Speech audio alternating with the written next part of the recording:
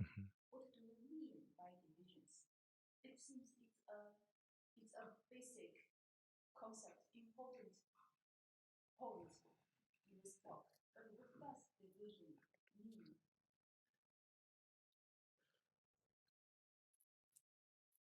So every time we mention division, perhaps there's another word also point to that, duality. So what is division? Borders on what is duality?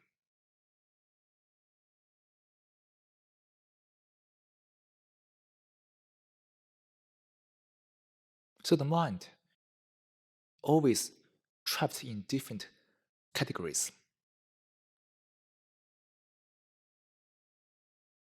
This division implies a sense of separation, isn't it? Like black and white. As a color, it is very different. It's naturally dual, right?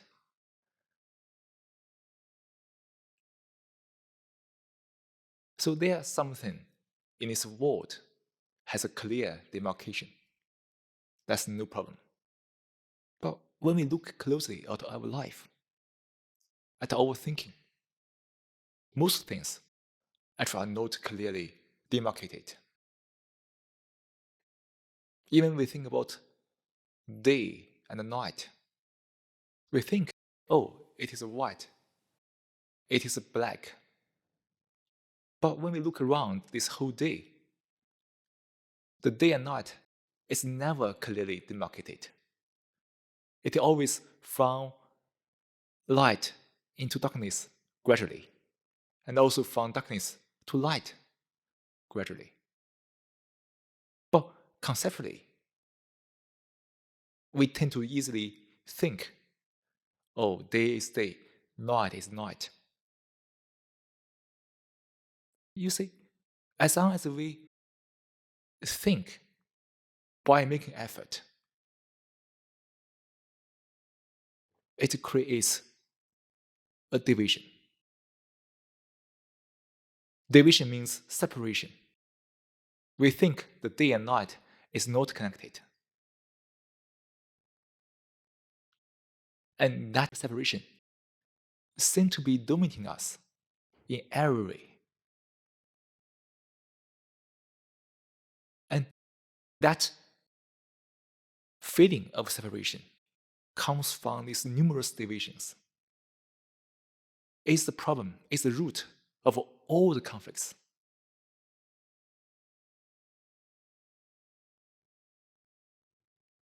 And this divisive concept is very easy to accept, isn't it? If one is merely educated by thoughts, by the so-called knowledge, one inevitably accumulate numerous divisions. Because in that learning, which is mere accumulation of knowledge, one is not looking. One is not observing. Our awareness comes from observing, right? Comes from looking, actually looking. Without that observance and looking, the mind is only into the divisions of the concept. You see, the young kids are educated at school to the adults in the universities. The mind is always trapped in the knowledge, but it rarely look and observe to validate or invalidate the concept. And to learn knowledge in that way, just accept. It's easy, isn't it? And sometimes, in many moments, it gives you pleasure. Oh, I have no knowledge. I'm very knowledgeable. But to validate or to invalidate the knowledge, the things that we have been passed on to, needs to look, simply look, observe. I can't accept it without observing it, actually.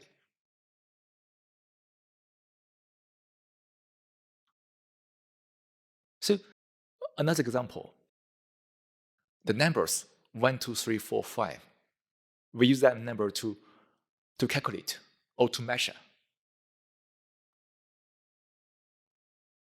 So 1, 2, 3, 4. This number can also give us a sense of a separation. 1 is 1, 2 is 2. Oh, 1 kilometer, 2 kilometer. But actually, when we let go of these concepts, everything is not divided at all. We don't condemn measurement, but measurement brings a sense of very strong separation, isn't it? When we compare, because we measure, right? The comparison is out of a measurement. And the very comparison is division. I compare myself with you. I want to outperform you. Then it means a separation, right? Because you is you, me is me. So it is already a separation between human beings when we compete.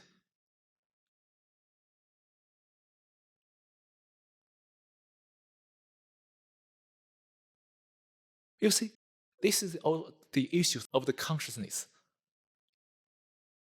We tend to easily accept a lot of knowledge, a lot of ideas, views, but we are rather lazy to validate or invalidate them. And to have that capacity to validate or invalidate, one must look, really observe, really able to let go and empathy.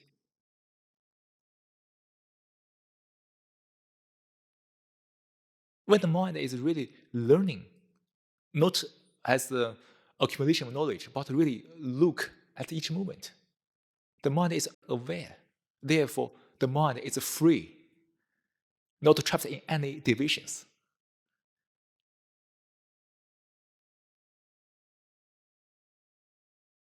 You see, this consciousness found the language, what we use.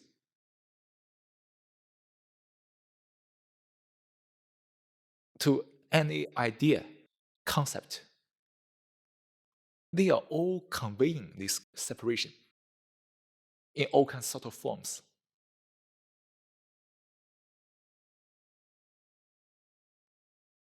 But when we really look, for example, for our own issues, when we compare, when we compete, we have a lot of trouble. Because the comparison itself has already brought about the me, the sense of me, right? You, me, we compete. And the word comparison and the word me sounds different, sounds divided, and most people accept it. But when you really look, you'll find that the comparison and the me is one thing. If you compare yourself with others, or with your past, or have made improvement or progress or whatsoever, that comparison itself is me. Because it's the same process. Right? As you compare psychologically, the me is enhanced and all the issues followed. It is one process. But most people don't look, don't really observe. They are rather wobble. And then therefore they can't really associate the me and the comparison. So that's why this talk, the speaker is also using verse. But is that possible for all of us to go beyond the verse, to really look, learn, And that very looking without the looker, that very observation without the observer, will bring the tremendous insight into our life. And that's the foundation of this awareness, deep awareness of yourself.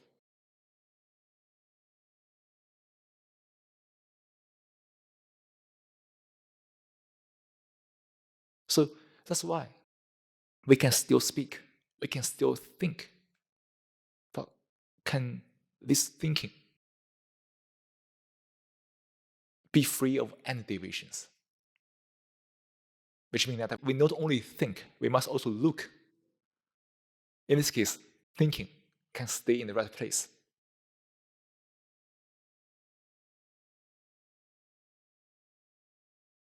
And the actual issue is that perhaps most people around you are only using thoughts.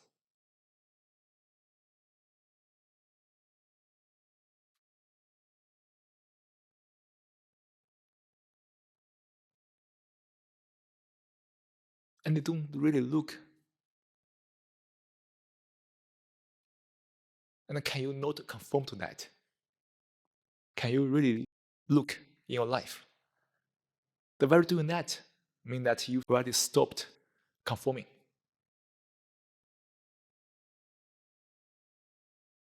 Those people who are conforming all the time never look. Therefore, a bunch of people are trapped in the same pattern. Or most people are trapped in the same pattern. But when you really look, you're free from that crowd. Therefore, you stand alone.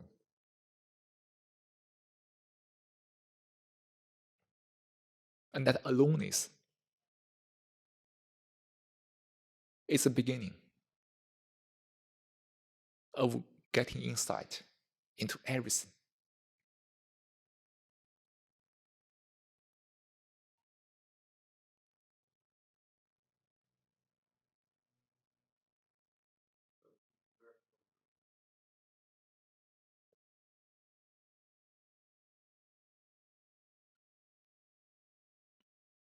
To be more deeply aware of the thinker, which is not a purpose, but we just use the tool in this way, but it's not a purpose. One must have a greater understanding of everything. This understanding, not a knowledge accumulation or to acquire knowledge, that's not understanding in this sense, but to really look, examine everything you have accepted. So, in other words, it depends how much can you let go. The more you can let go, the deeper you are aware of the thinker. If you can let go of everything, and you can be totally aware of that thinker,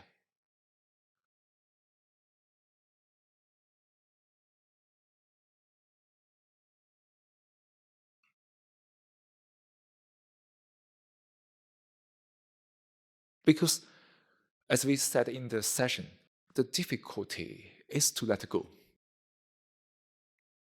Because the thinker is the accumulation of the past, of the knowledge, of the known. When you have these things functioning on the mind, the mind is conditioned to that. Therefore, you can't really observe that. You can't be aware of that. But when you really let go, psychologically, for example, I let go of the pursuit of fame.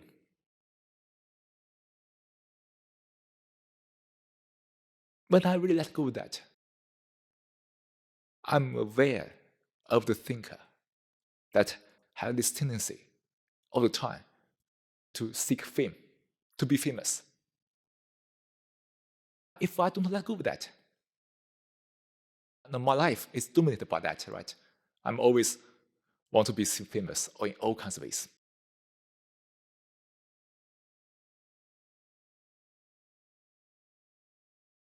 So come back to this basic question of meditation.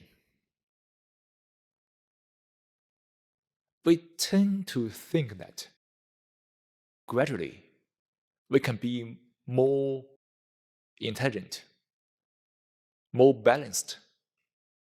But actually, that gradualness is a sense of time.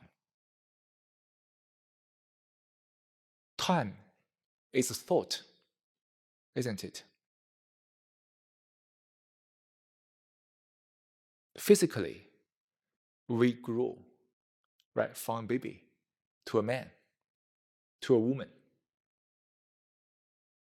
Biologically, you also change. Your hair grows every day. That also implies time, physical time. But psychologically, we also have this sense of time. We can gradually solve all issues. We can gradually more capable. We can be gradually better. That psychological time, that gradualness, is a measurement. It's a thought, isn't it? When you compare you with your past, it already means that you are in time, in this conceptual time. And this time is thoughts.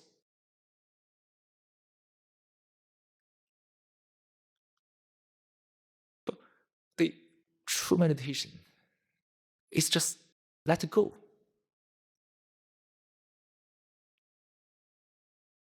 When you let go of something, you don't need time.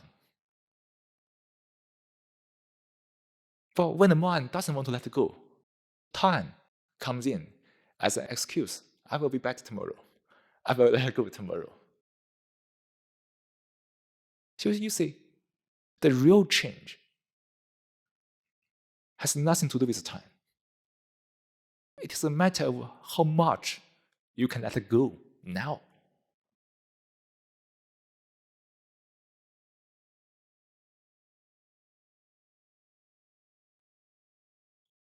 But we have to be practical because most of us are rely on thoughts or attached to many things.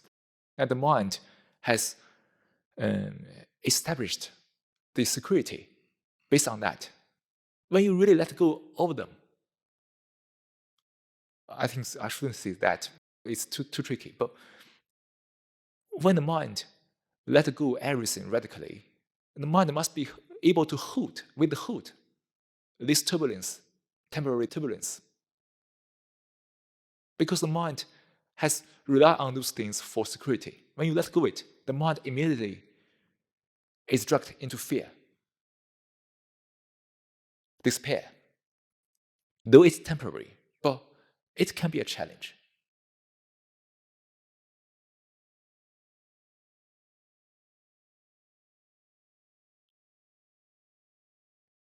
But still, to be free of the time, to be able to let go immediately, you must observe now. You must learn now. You must take action at each moment.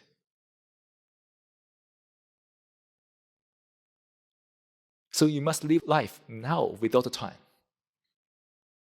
Though you can still use a watch to go to your class or go to different places on time, that's not an issue. But psychologically, the mind is always observing, learning. Therefore, there's no sense of time at all.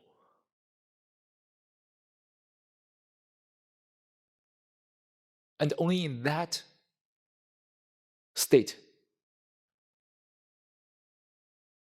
which is the mind is unknowing.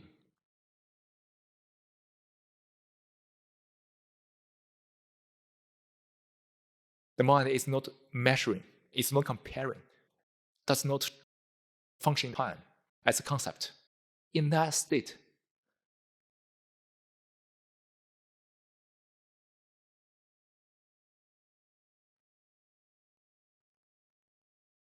probably you will come upon what is the deeper awareness and what will take place in that unknowing space, which is beyond the verse.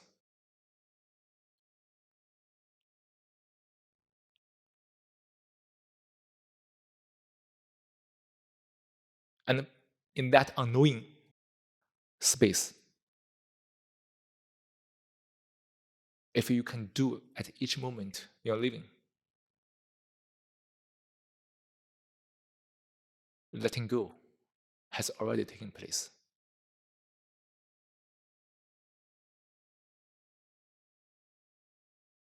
But at the same time, we have to say that there's also this very practical challenge in this whole society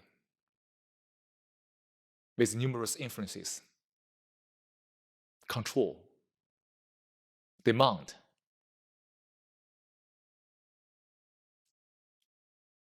and it brings the very actual challenge to stand alone, because you must observe deeply, not be influenced or dominated by this so-called society in any way.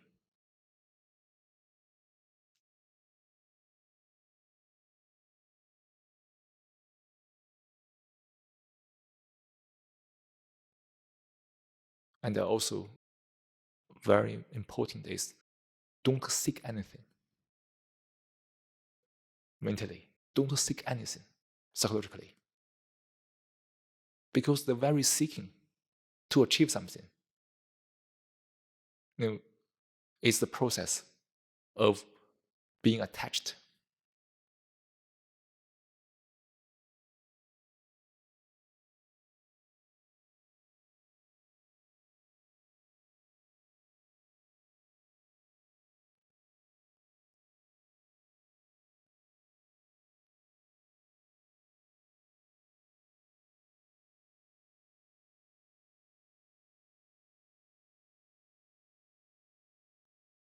And come back to this question again.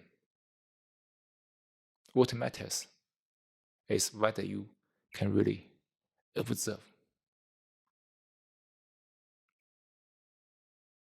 Non-doing mentally. No comparing, no measuring. And fully aware of your own intention, your own desire, your own movement of thoughts. Also be aware of other people's intention when you speak with them.